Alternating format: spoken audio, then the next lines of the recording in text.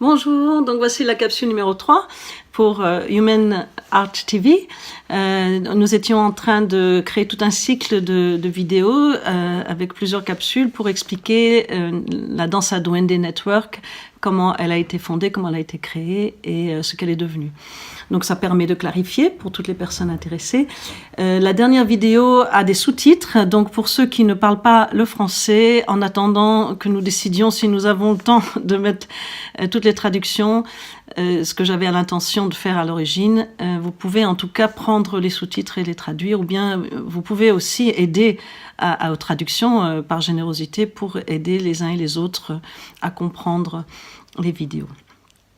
Donc j'ai déjà expliqué mon propre parcours et les circonstances dans lesquelles j'ai créé la danse à Duende. J'ai un petit peu expliqué les différentes étapes des niveaux qui autrefois fondaient cet enseignement.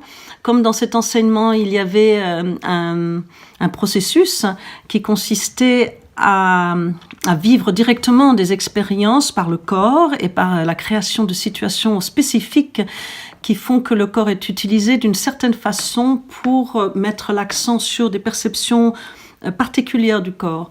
Donc la perception de l'espace ou la perception du temps et la perception de nos émotions et de nos états dans l'espace et le temps, ça synthétise l'état qu'on étudie dans la danse. Mais en fait, si vous cherchez à mieux comprendre, vous allez voir que c'est tous les états possibles, toutes les constatations possibles ont lieu dans la danse. Et la danse devient un moyen, donc, non seulement de manifester quelque chose par le corps et par les formes dans l'espace et le temps, mais devient aussi un moyen de soi-même découvrir des choses qui nous sont autrement cachées parce que nous ne pouvons pas les comprendre intellectuellement. Et c'est pour ça que l'exercice que je fais maintenant n'est pas facile, puisque je ne vais pas pouvoir vous expliquer intellectuellement des états qui ont vraiment un rapport avec la conscience profonde du corps.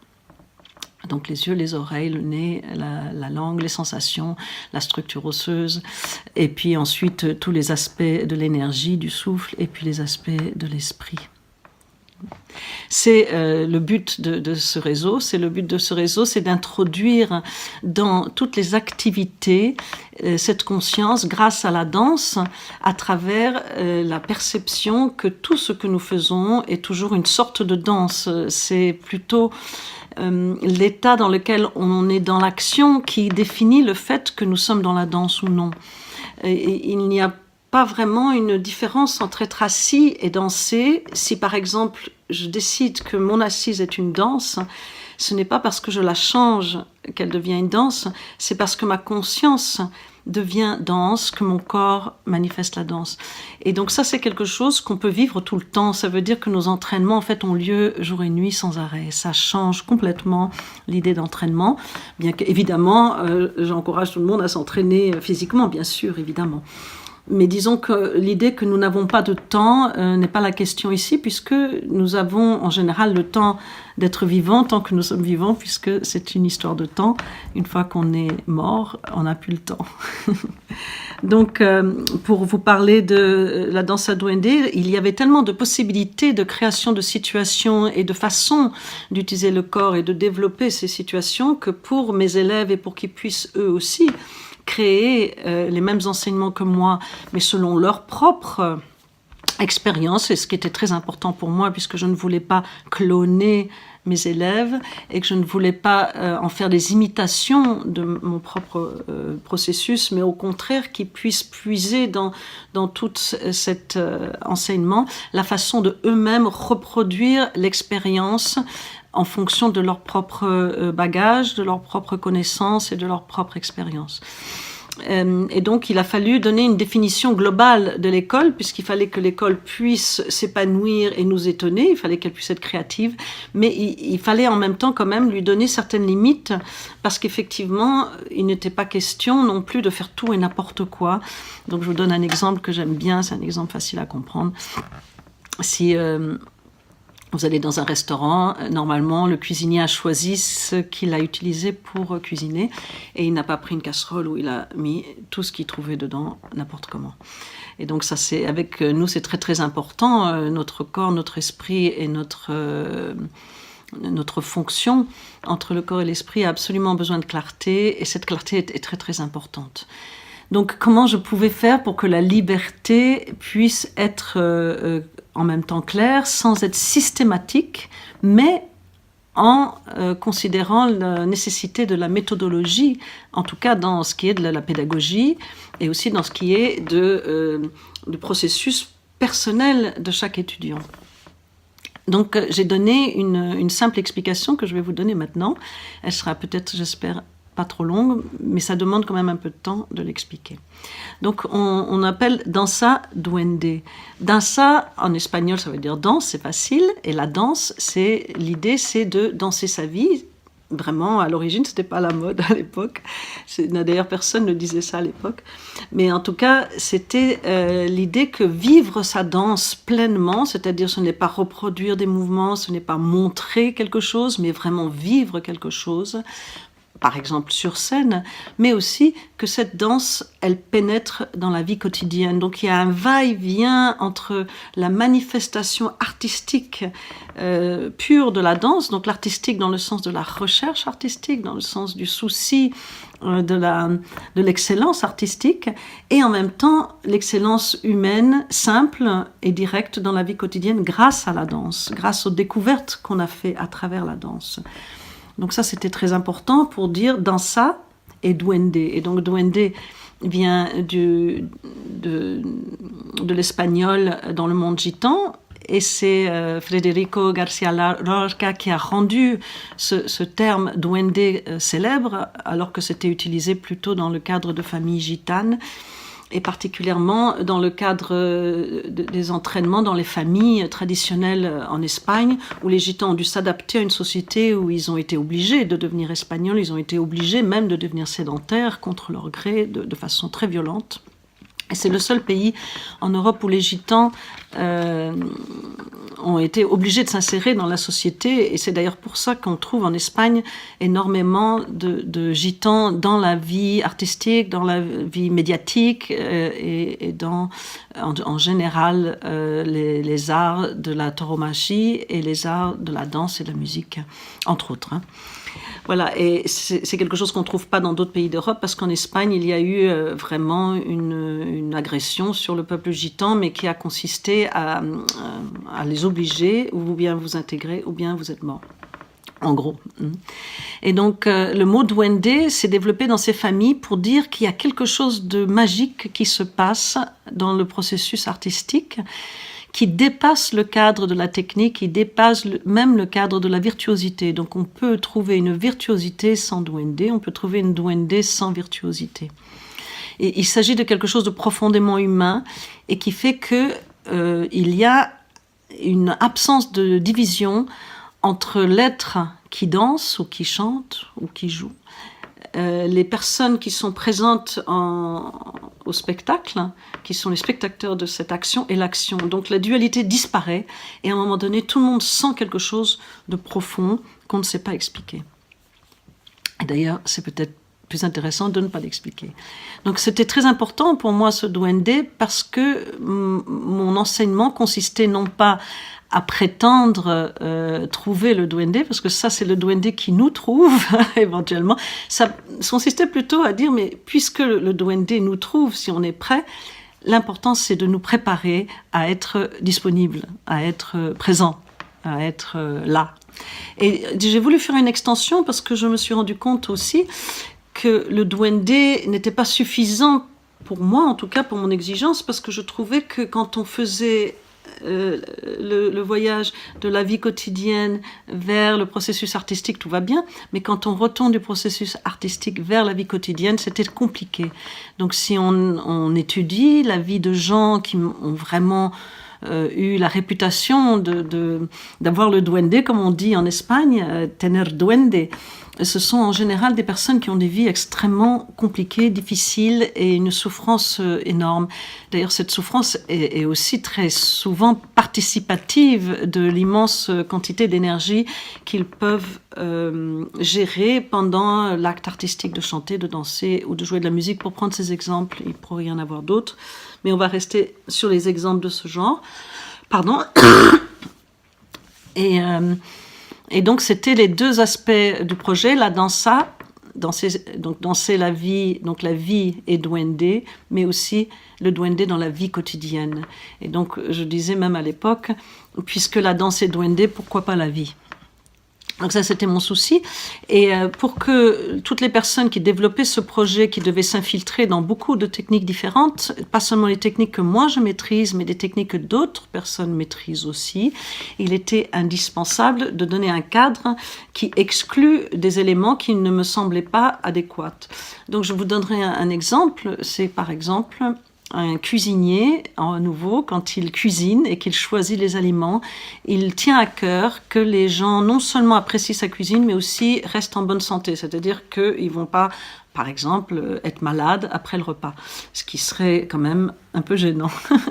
Donc, l'idée ici, c'est que l'artiste a la même intention, c'est-à-dire que non seulement la personne apprécie ou n'apprécie pas le goût de ce qu'elle est en train de lui présenter, mais que l'effet que ça aura sur cette personne est un effet qui respecte son intégrité, sa santé, même si ça la secoue, même si ça bouscule un petit peu la personne, elle reçoit quand même quelque chose qui la nourrit, qui la fait grandir, qui lui donne la possibilité de l'humanité dans sa vie grâce à cet acte artistique. Donc ça, c'était très important. Ça ne repose sur aucun critère moral ou religieux, ça repose sur vraiment le fait de soi-même se sentir responsable de cela, de le contempler, de le vérifier et de se rendre compte que ce qu'on est en train de présenter est adéquate, vraiment de plus en plus en harmonie avec réellement notre intention, notre motivation profonde. Ça semble simple, mais c'est pas si simple que ça. Donc en même temps, c'est justement la simplicité le résultat à la fin, puisque l'esprit du débutant, c'est le dernier niveau de toutes les études que nous avons proposées. L'esprit du débutant, c'est de revenir à la complète innocence, après avoir vraiment habitué son être à trouver une discipline pour que la liberté soit naturelle, pour que la liberté soit favorable à la joie et favorable à la vie et favorable au temps, c'est-à-dire de durer dans le temps avec l'âge, la vieillesse, la maladie, les choses qui sont parfois pas celles qu'on aurait désirées, on peut les traverser, on peut danser à travers ça aussi. Donc j'ai donné 3 piliers à ce projet et ces 3 piliers sont toujours présents dans le projet, quelle que soit la personne qui enseigne, quelle que soit la situation qui a été créée. Donc ça peut être des situations très très différentes. Par exemple, j'ai publié récemment un baptême. Nous avons créé des baptêmes. Vous voyez, bon, du baptême au spectacle, ça peut être aussi tout simplement une danse festive, ça peut être un mariage, ça peut être des leçons, des cours, des conférences, et puis ça s'est étendu au théâtre, ça s'est étendu à plein de choses différentes, le tango, etc. Donc, les 3 piliers, c'est la liberté, la rigueur et la vertu. Les 3 mots sont assez pratiques parce qu'ils sont en général similaires en français, en espagnol, en portugais, liberdad, libertad, liberté, en anglais freedom. Mais bon, de toute façon, voilà, en anglais, c'est un peu différent, mais quand même. La rigueur, pareil, les mots sont les mêmes. Et en plus, il y avait une certaine... Bien sûr, rigueur, c'est un peu rigide, mais c'était justement pour donner, je vais vous l'expliquer ensuite, un va-et-vient entre ce qui est droit et ce qui est courbe. Et la nécessité de la discipline, sauf que le mot discipline n'était pas du tout à la mode, je crois que ce n'est toujours pas d'ailleurs. Et donc j'ai évité le mot discipline, c'est un mot un peu plus compliqué que rigueur, rigueur est plus facile. Et j'ai pensé aussi la tenue de rigueur, comme quand on va dans une fête, on se met beau, on se met joli. Donc l'idée c'est un peu la même, c'est-à-dire que ici l'idée de discipline va avoir un rapport avec le fait de se rendre élégant dans l'acte artistique et de faire justement un effort dans ce sens pour que la liberté soit toujours dans un processus rafraîchissant. Et donc la vertu a été prise comme terminologie en comparaison surtout avec les plantes. Excusez-moi, j'ai la grippe, ça se voit, hein. Avec les plantes. Et donc les plantes ont des vertus, et les vertus des plantes peuvent devenir un poison ou peut devenir, au contraire, un élément thérapeutique en fonction de la dose et de le moment et de la façon de les utiliser, exactement comme nos émotions et comme notre énergie. Alors, liberté, pour la définir, j'ai donné des petites combines. Donc, on est libre quand, où. Eh bien, ici, liberté, c'est ici et maintenant. Donc, c'est-à-dire partout et toujours.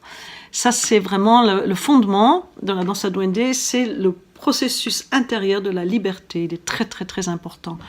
Donc, c'est-à-dire que l'artiste est libre et il revient toujours à la case départ. Ici et maintenant, c'est la case départ. Et ce n'est pas du romantisme à la bisounours, puisque vraiment, dans le processus humain aussi, c'est la profonde connaissance, certitude de sa liberté intérieure qui nous protège de tous les drames les plus terribles, comme d'ailleurs en témoigne Viktor Frankl dans son livre sur ses expériences en camp de concentration.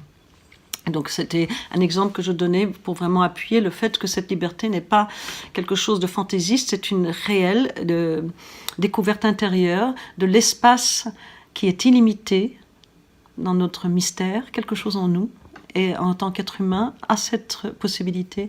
Et le temps aussi est très relatif, et ce temps peut être aussi vécu comme une infinitude de temps ici et maintenant, particulièrement dans l'acte artistique et la danse.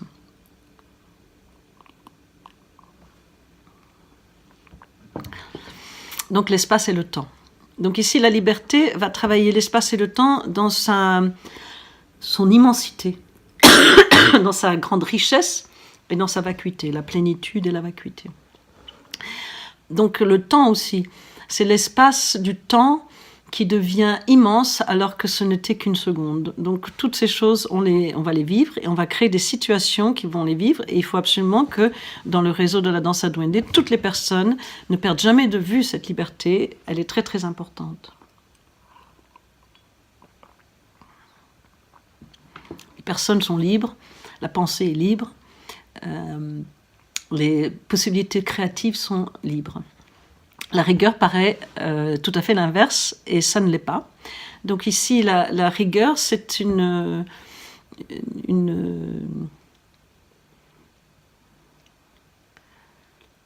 vision de l'espace-temps qui est celle de la relativité de l'espace-temps. Donc par exemple, l'espace qui est immense, infini, comme le cosmos, est limité, par exemple dans ce cas-ci, par un mur, et par les caractéristiques de cet espace dans lesquels, si je vais danser, peut-être que je suis en contact avec l'immensité de l'espace, l'infinitude de l'espace, et en même temps, mon corps sait reconnaître le mur et sait jouer avec le mur et jouer avec les formes. C'est indispensable. Et avec la forme de ce corps intérieur aussi. Donc la rigueur de connaître sa structure, son squelette et toutes les fonctions du corps. Et la gestion, bien sûr, de ce corps à la gravité, au poids. Donc ça, c'est très, très important. Et avec l'apport du travail du souffle, c'est devenu encore plus fort. Donc cette rigueur par rapport au souffle et par rapport ensuite au rythme. Donc on parlait de l'espace, maintenant je parle du temps. C'est-à-dire que le temps, bien sûr, il est élastique. Des fois, une seconde paraît énorme. Des fois, un an, ça paraît 2 secondes. Surtout avec l'âge, ça paraît de moins en moins. Mais en revanche, quand on travaille vraiment avec le rythme, dans la musique, le rythme, c'est la façon dont les espaces de silence intrinsèques au son se mesurent. Et donc, par exemple, on peut avoir ta ta ta ta ta ta ta ta, on peut avoir ta ta ta ta ta ta ta ta ta ta ta, ou on peut avoir ta ta ta ta. Donc il y a une façon de vivre le temps qui est le rythme. Et ce rythme, il est indispensable. Et donc cette définition de la rigueur, je l'ai donnée comme harmonie et rythme. Donc harmonie, ce qu'on veut dire par là n'est pas la beauté subjective de ce que moi je trouve joli. C'est l'idée que l'harmonie, dans le cadre, en tout cas, de l'être humain, c'est une santé, une bonne santé par rapport à son corps, par rapport à son esprit et par rapport à son énergie. Donc je vous donne souvent un exemple qui est un petit peu mémorable dans notre réseau, c'est qu'on mange par la bouche et on défèque par l'anus, on ne fait pas l'inverse. Donc l'inverse en général est en relation avec un problème de santé ou un besoin de thérapie. On ne rentre pas la nourriture par l'anus et on ne défèque pas par la bouche. Et donc ça c'est tout simplement l'harmonie des choses parce qu'elles ont une danse. Les planètes tournent dans un certain sens, le soleil se lève tous les matins, il se couche tous les soirs, et quand cette harmonie-là est brisée, d'ailleurs c'est ce qui nous pend au nez du point de vue du changement climatique, eh bien nous sommes amenés à souffrir plus et nous sommes amenés à la maladie et aux difficultés. Donc ça, pour moi, c'était très important parce que dans le cadre du monde artistique, c'était pas très évident de mon temps.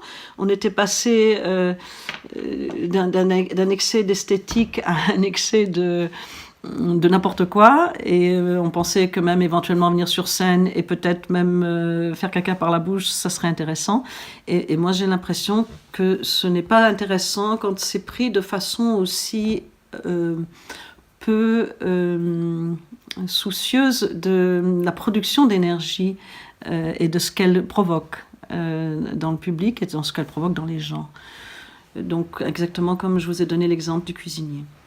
Donc cette harmonie, elle est très très importante, mais en même temps, c'est important de comprendre que l'harmonie ne signifie pas qu'on ne peut pas, dans le cadre de la danse Adwende, prendre des mesures dans la danse ou dans la créativité qui sont étonnantes ou qui sont même un peu choquantes.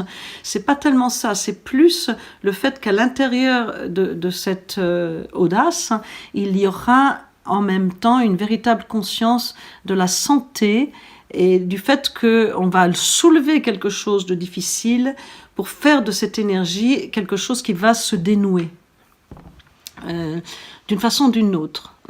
Donc ça fait partie de l'étude. Je ne vais pas l'expliquer en conférence. Ce n'est pas le propos ici. Le propos ici, c'est vraiment de redonner une explication par rapport à des expériences qui se font en stage, en cours, avec tout le réseau, avec tous les professeurs du réseau. Ensuite, non, j'ai oublié, excusez-moi. Donc j'ai dit aussi le rythme, donc je reviens.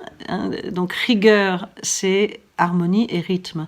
Et rythme, c'est effectivement qu'à chaque instant, mon cœur y bat, à chaque instant, je suis dans le rythme de cette présence. Donc il y a le temps infini, ma sensation de temps infini, et il y a le rythme de ce temps, la pulsation de mon cœur, de mon corps. Il y a le soleil qui se lève et qui se couche à des heures spécifiques, les saisons qui se succèdent en principe selon des rythmes successifs, la lune qui va aussi, elle, faire un voyage en fonction vraiment d'une vitesse et d'un temps successifs qui se répètent, et en général les pulsations sont assez égales, et en même temps il y a toujours quelque chose. C'est ça la différence entre un percussionniste et une machine, c'est que la machine va faire que notre cœur voudra aller dans l'exactitude de la machine. C'est pas très bon pour le cœur, entre autres, je profite pour vous le dire. Alors que le percussionniste humain, il aura toujours des petites imperfections qui rendent ce rythme beaucoup plus organique, et c'est très important justement. Ces petites imperfections, c'est ce qui fait que la vie reste vivante, elle n'est pas toujours complètement prévisible et linéaire. Donc, je répète pour que vous ne vous perdiez pas, la liberté, l'espace et le temps infini, ici et maintenant. Et la rigueur, c'est comment dans cet espace-temps, il y a l'harmonie et il y a aussi le rythme. La vertu, donc la vertu des plantes, c'est les qualités, c'est-à-dire que nos qualités intrinsèques, quand toutes nos qualités commencent à pouvoir circuler, que le corps se libère, il y a un va-et-vient entre la liberté et la rigueur, c'est-à-dire que ce qui était droit et ce qui était courbe, infini ou limité, relatif, peut se rejoindre dans l'expérience de l'être humain. Et là, vraiment, c'est le mystère. Mais cette vertu, c'est que l'être humain, à un moment donné, dans l'acte artistique, se donne. C'est pas très compliqué. Et quand il s'entraîne à avoir une certaine lucidité, mais qu'en même temps la liberté lui permet la transe, donc ça lui permet de traverser ces passer à travers. Donc il passe à travers les apparences, il reste pas en surface. Et donc à ce moment-là, la liberté et la rigueur commencent à donner un va-et-vient, c'est le troisième élément, qui est beaucoup plus imprévisible, mystérieux, et que l'artiste doit suivre, il doit être disponible, il doit être présent pour cette vertu, il ne peut pas la contrôler. Il peut juste être là, et être présent, et canaliser. C'est le souffle. Mais ici, c'est un souffle qui est vraiment un souffle du vivant, et un souffle de la conscience profonde de l'absence de séparation entre tous les vivants, entre tout ce qui est vivant. Ça veut dire à un moment donné que ce n'est pas possible de me rendre, moi, en tant qu'artiste, quelqu'un qui est homogène et qui n'existe pas dans le monde, qui n'existe pas dans l'histoire, qui n'existe pas en fonction des autres aussi. Donc le solitaire est l'artiste, et le solidaire, c'est le fruit de tout son travail, de toute son œuvre. C'est qu'il y a quelque chose dans son œuvre qui est la manifestation de la société. Excusez-moi.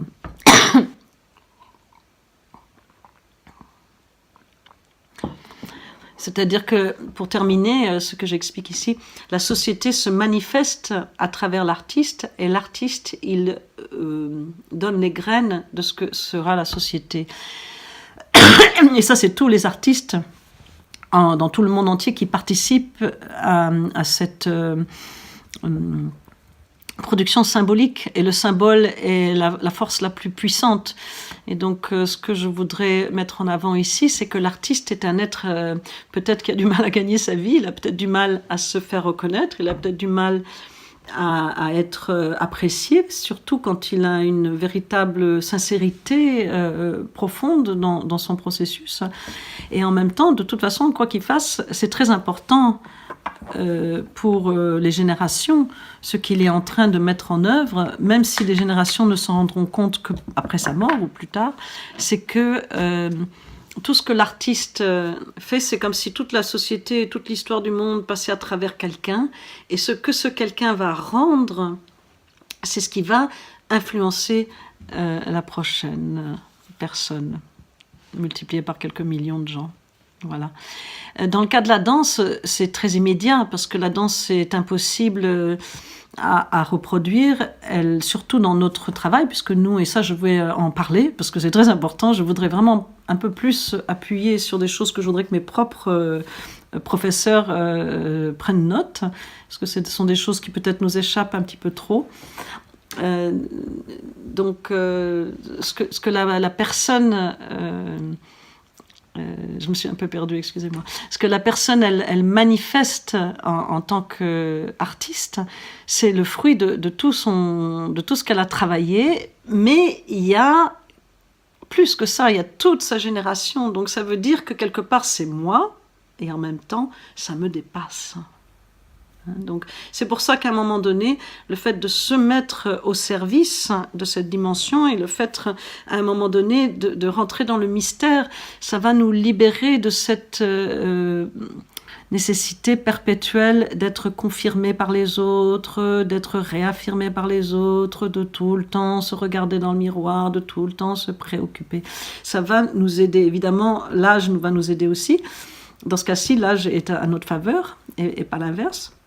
Parce que quand on est jeune, ben voilà, il faut un petit peu aussi se faire plaisir, et enfin voilà, toutes les choses de la jeunesse. Mais avec le temps, avec le fait d'avoir 20, 30, 40, 50 années, l'artiste peut à un moment donné vraiment se rendre à l'art de la vie qui est le sien. Donc ça dépend, hein, si vous êtes danseur, ça dépend de la chose qui en vous est la plus proche de votre cœur. Ça peut être tout simplement faire des vidéos, faire des websites, écrire des livres, ça peut être conduire un bus. Sincèrement, l'artiste, dans mon point de vue en tout cas, ne se résume pas aux disciplines qu'on a créées ensuite pour les catégoriser, pour que le ministre de la Culture donne de l'argent à certains et pas à d'autres.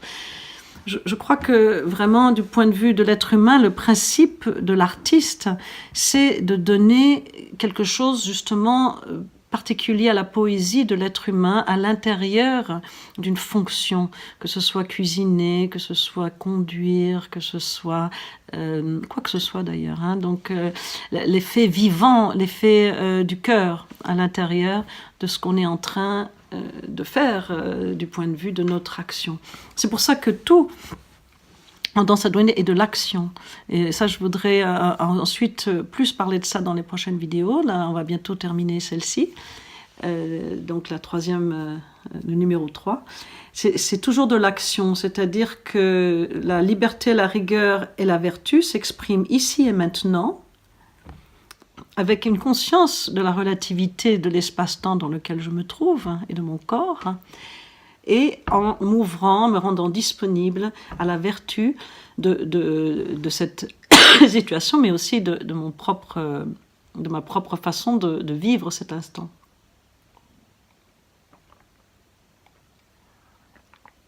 Voilà, je vous demande pardon pour mes petits accès de toux. Donc la prochaine vidéo, ça sera pour expliquer comment Dansa Duende, donc Dansa Duende, liberté, rigueur, vertu, comment elle s'est déployée dans une fleur, dans un lotus qui est un réseau, comment ce réseau a vécu, comment des choses ont apparu, disparaissent et où on en est maintenant. Et donc ça sera la prochaine vidéo, et ensuite à la fin je vous expliquerai les processus de l'université de la chorésophie et de la récente Trance Lucid Dance. Donc vous pouvez toujours me retrouver sur rajimudra.com et vous pouvez tous nous retrouver sur duendenet, je le répète, hein, duendenetwork.com, et sinon vous pouvez trouver les fondations, les fondements de la danse à duende, beaucoup de textes qui sont encore présents sur dansaduende.org. Ciao.